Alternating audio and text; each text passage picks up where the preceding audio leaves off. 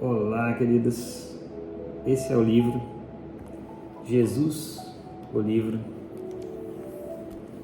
É esse livro que eu quero usar. Esse aqui que eu mostrei para vocês aí é a Bíblia.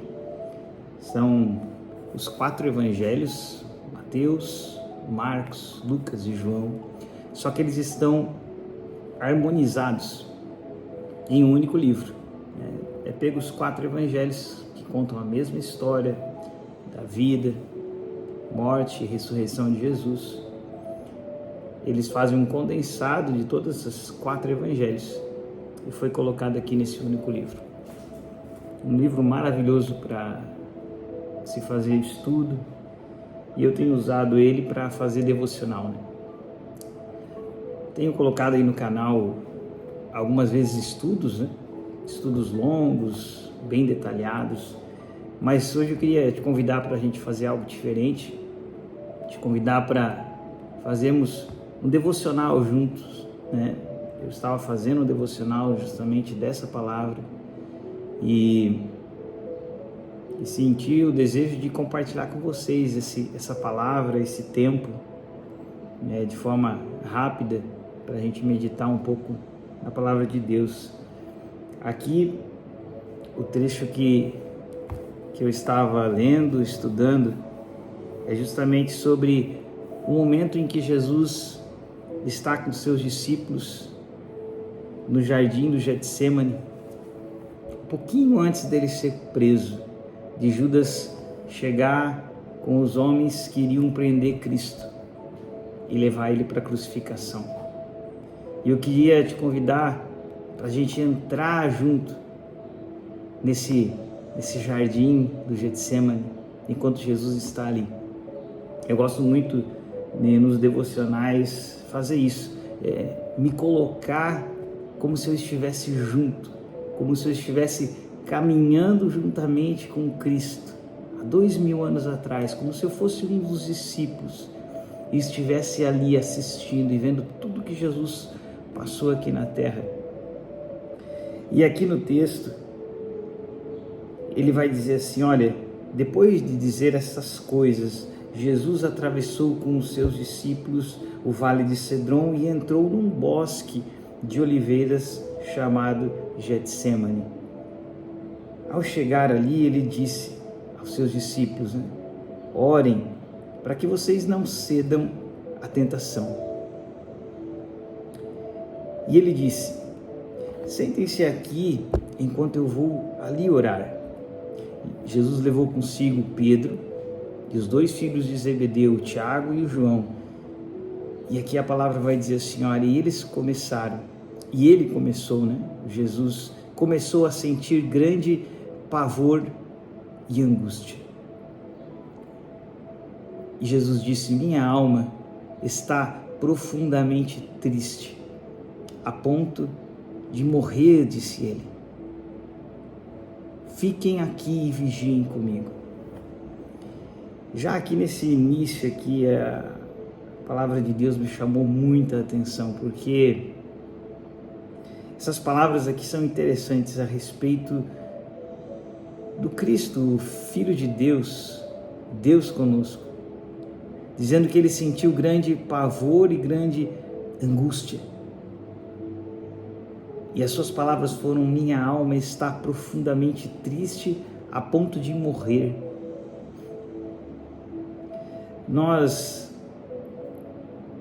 vemos muitas discussões, ao longo de toda a história da humanidade, e na nossa geração não é diferente, a respeito do porquê que existe o mal no mundo, Se nós cremos na existência de um Deus soberano e de um Deus bom, então por que existe o sofrimento, a dor e tantos males nesse mundo? Eu estava justamente nesse tempo devocional orando e conversando com Deus sobre isso, Recentemente aí acabamos de saber na cidade de uma mãe tendo seu filho, era o que era para ser um momento de alegria, mas ela morre no parto, deixando enlutados os outros filhos já em casa, seu marido, sua família. E coisas assim sempre nos fazem pensar, nos fazem sofrer junto e pensar por que na humanidade, na nossa vida, nesse mundo, ele é tão carregado de sofrimentos e tristezas. E enquanto eu orava sobre isso e vim ler essa palavra,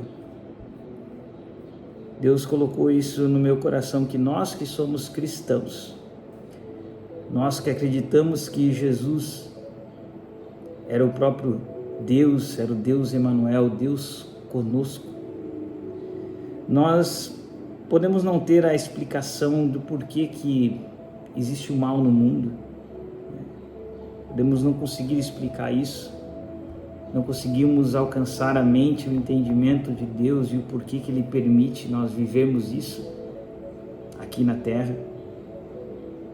Mas nós que acreditamos em Cristo, temos a alegria de saber que nós não servimos a um Deus que é indiferente a esse sofrimento. Embora nós possamos ver e contemplar o sofrimento nesse mundo, que a gente possa ainda experimentar dores e tristezas aqui nessa vida, mas nós podemos saber de uma coisa, lendo um texto como esse, que Cristo, que Deus em Cristo não é indiferente ao sofrimento, à dor, à angústia do homem.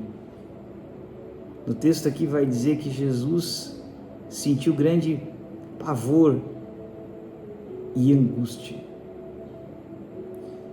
que a alma dele estava profundamente triste a ponto de morrer. E o texto continua ainda dizendo que Jesus avançou um pouco a uma distância como a de um arremesso de pedra, ele se ajoelhou e diz assim, olha, que ele curvou-se com o rosto no chão e orou. Não sei se você já sofreu angústias e dores e sofrimentos aqui nessa vida que fez com que você se prostrasse ao chão. E a única coisa que conseguisse fazer era chorar aos pés de Deus. E Cristo estava ali naquele momento levando uma dor e um sofrimento tão grande sobre ele,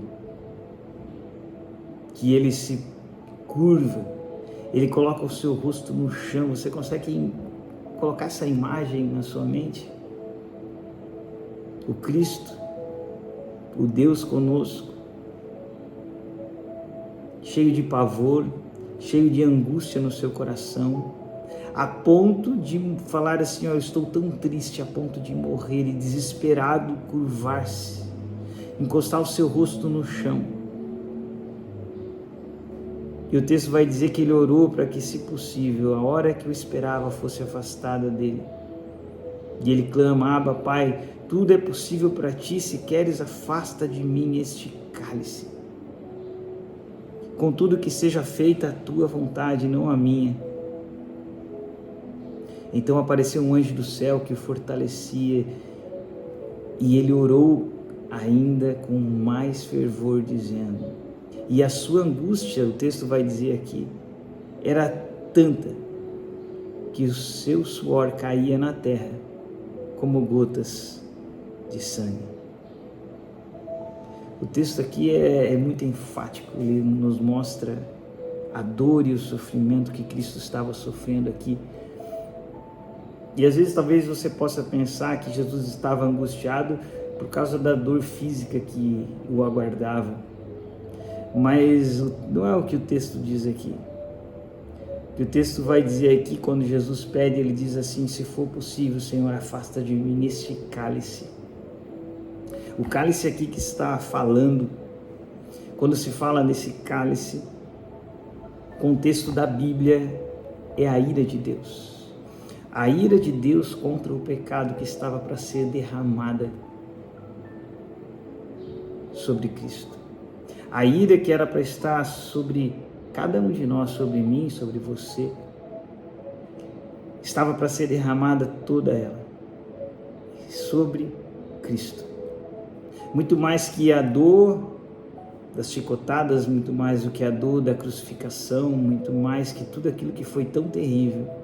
Não existia dor que se compare ao pavor de receber sobre si, sendo Cristo quem era, sem pecado, puro, perfeito, recebendo sobre si os pecados meus e seus, carregando sobre si todas as nossas transgressões, todas as minhas iniquidades. Esse é o Deus que não é indiferente, esse é o Deus que não está indiferente ao mal. Embora eu não saiba explicar o porquê que o mal existe, o porquê que há tantos sofrimentos e tantas dores, porque o nosso coração às vezes é assolado por notícias tão difíceis e sofrimentos tão grandes nesse mundo. A gente não pode explicar, mas em Cristo nós sabemos que esse Deus é presente. Ele é presente em meio à nossa angústia, em meio ao nosso sofrimento. E em Cristo se torna real aquele salmo tão lindo, tão maravilhoso, o Salmo 23, lá no versículo 4, quando o salmista está falando: mesmo que eu ande pelo vale da sombra e da morte, por um vale de densas trevas, como diz algumas traduções, eu não temerei perigo algum. E ele vai dizer que a razão é porque tu estás comigo. Esse salmo, ele ganha vida, ele ganha realidade aqui nessa cena, aqui nesse jardim, Cristo curvado com seu rosto no chão, escorrendo dele suor com gotas de sangue, a sua angústia, a sua dor, o seu sofrimento.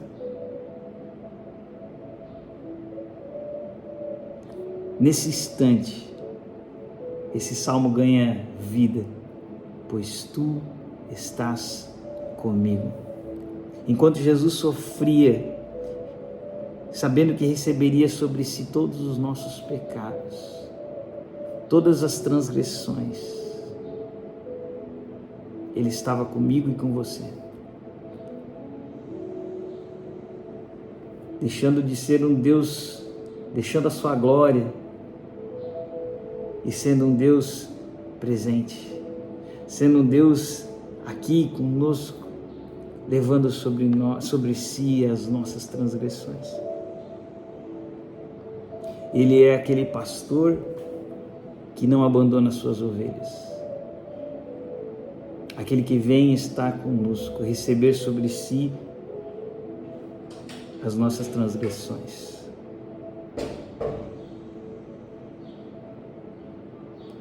E eu e você podemos descansar nisso, descansar na presença desse Deus. E o texto vai dizer que, por fim, ele se levantou, voltou aos discípulos e os encontrou dormindo, exausto de tristeza. Por que vocês dormem? Perguntou ele. Simão, você está dormindo? Disse ele a Pedro. Vocês não puderam vigiar comigo nem por uma hora? Levantem-se, vigiem e orem, para que não cedam à tentação. Pois o espírito está disposto, mas a carne é fraca. Jesus faz esse alerta novamente. Ele fez no início da conversa com seus discípulos da importância de vigiar, da importância de orar para não cederem à tentação, porque o espírito está disposto, mas a carne, ela é frágil. Então ele deixou pela segunda vez e fez a mesma oração de antes. Meu Pai, se não for possível afastar de mim este cálice sem que eu beba, faça-se a tua vontade. Quando voltou pela segunda vez, encontrou-os dormindo de novo, pois não conseguiam manter os olhos abertos. Eles não sabiam o que dizer para Jesus. Foi orar então pela terceira vez, dizendo novamente as mesmas coisas. Em seguida, voltou aos discípulos e pela terceira vez disse: vocês ainda dormem e descansam? Basta. Vejam, chegou a hora, o Filho do Homem está para ser entregue nas mãos de pecadores. Levantem-se e vamos. Meu traidor chegou. Judas havia acabado de chegar com os homens que iriam prender Jesus.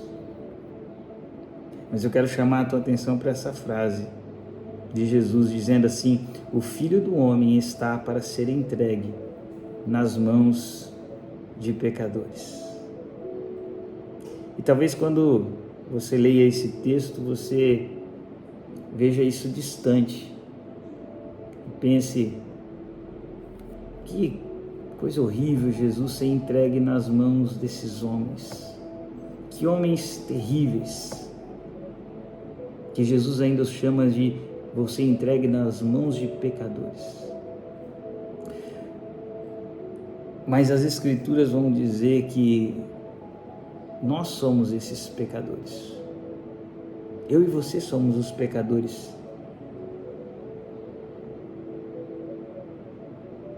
Cujo Cristo foi entregue nas mãos deles, porque foi justamente os nossos pecados que levaram Cristo até aquela cruz. Foi eu e você, foram as nossas transgressões, foram as nossas iniquidades que levaram Ele para aquela cruz. Os meus pecados colocaram Cristo naquela cruz. 2 Coríntios capítulo 5, versículo 21, Paulo vai dizer assim: olha, Deus tornou pecado por nós aquele que não tinha pecado. Veja, Cristo, por que era tão terrível para ele? Porque ele não tinha pecado, porque ele era santo, perfeito, justo, bom, aquele que não conheceu o pecado. Mas a obra de Deus, a obra que Deus queria realizar era tornar pecado, era tirar o pecado de sobre nós, incapazes de suportarmos a ira de Deus, e colocar todo o nosso pecado sobre Cristo. Essa foi a grande troca que fez toda a diferença para a nossa vida. Os pecados que viriam junto com a ira de Deus, que seria insuportável para mim e para você, eles são transferidos, retirados de sobre nós e colocados sobre Cristo. E o texto diz que Deus fez isso, tornou pecado aquele que não tinha pecado, para que nele, para que em Cristo eu e você nos tornássemos agora justiça de Deus, nos tornássemos justificados. Por isso que eu enfatizo, a grande obra de Cristo na cruz não foi física. A grande obra de Cristo foi o que Ele fez para nós no mundo espiritual, o que Ele nos conquistou para nós na realidade espiritual, a vida eterna, a paz com Deus. Pedro vai falar sobre isso também de forma muito linda. Pedro, que estava lá nesse jardim com Jesus, sem conseguir resistir àquele ambiente, àquela opressão, e ele caía no sono. Tamanha era a opressão espiritual daquele lugar, dos nossos pecados sendo lançados sobre Cristo. Mas Pedro escreve depois, inspirado pelo Espírito Santo, lembrado do que Jesus estava fazendo ali naquele jardim, e ele vai dizer no capítulo 2, versículo 24 da carta dele, ele escreve: ele mesmo levou em seu corpo o nosso Cristo, levou em seu corpo os nossos pecados sobre o madeiro.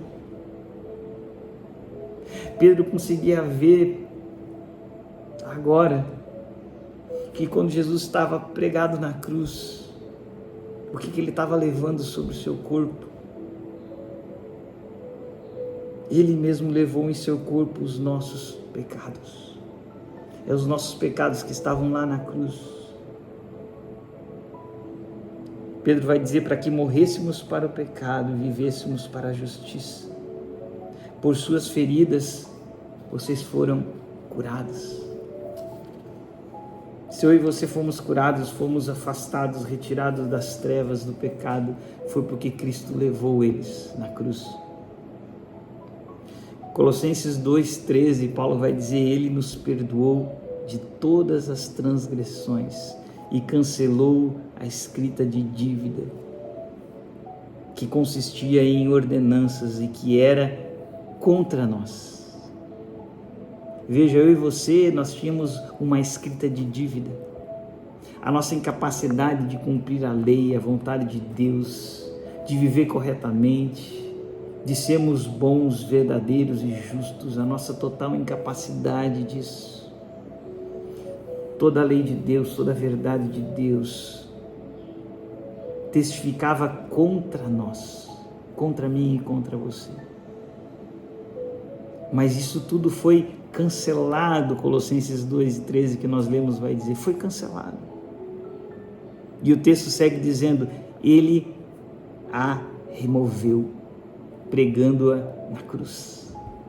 Você já parou para pensar nisso? Pregado na cruz com Cristo, estavam as minhas transgressões e os meus pecados. O versículo 15 vai dizer assim, e depois de ter despojado os poderes e as autoridades, humilhou-os publicamente quando triunfou sobre eles na cruz. Jesus triunfou sobre o pecado, sobre a morte na cruz. Às vezes pensamos que o que manteve Jesus preso naquela cruz foram os cravos nas mãos, os pregos. Não. Jesus fala quando vão lhe prender que, olha, eu poderia pedir aqui para o meu Pai e milhares de anjos viriam aqui e me tirariam dessa situação. Ou como outras vezes que tentaram matar Cristo e o texto diz que ele simplesmente passou pela multidão e ninguém pôde tocar porque ainda não era chegada a sua hora. Ele era o próprio Deus, ele andou sobre as águas, ele ressuscitou pessoas. Ele podia sair daquela cruz a qualquer instante, ele podia descer daquela cruz. Mas ele ficou lá, porque o que manteve Jesus crucificado, preso naquela cruz, foi os meus pecados, as minhas transgressões. Foi o que manteve Cristo na cruz, foi o que manteve ele pregado ali. Os meus pecados estavam sobre ele. E por causa disso eu fui sarado, eu fui curado do pecado, da morte. É por isso que Cristo permaneceu na cruz. E essa é a palavra que eu queria deixar com você. Jesus é o Deus que sofre conosco. Jesus mostra que Deus não é um Deus distante, embora a gente não saiba entender as dores e os sofrimentos, embora muitas vezes a gente não possa explicar para alguém o motivo, mas nós podemos dizer, existe um Cristo que se angustia conosco, que sofreu conosco, que sofre conosco, que passa pelo vale da sombra e da morte conosco, e passa tudo isso porque Ele está levando, porque Ele leva e levou os nossos pecados, as nossas iniquidades. Esse é o Deus que nós servimos, esse é o Senhor que nós amamos, e é por Ele que nós vivemos e entregamos nossa vida. Amém? Essa palavra que eu queria deixar para você, independente às vezes das dores e sofrimentos que você passa, ou se você sabe de alguém passando por dor e sofrimento, que você possa compartilhar esse vídeo, essa palavra, para que nunca guardemos aquilo que Deus entrega para nós, o pão que nós recebemos, que é o nosso alimento espiritual, nós devemos sempre compartilhar com os outros. É por isso que eu gravo esse vídeo, é por isso que você deve compartilhá-lo, para que nós sempre sejamos alimentados e busquemos alimentar outros. Porque é por isso que estamos aqui, para glorificarmos a Cristo, aprendemos de Cristo e glorificarmos ao nosso Deus, contemplando a face do nosso Cristo e sendo restaurados pelo seu amor, pela sua graça, pela redenção e pela sua obra na cruz. Que o Senhor esteja com cada um de vocês. Amém, meus queridos.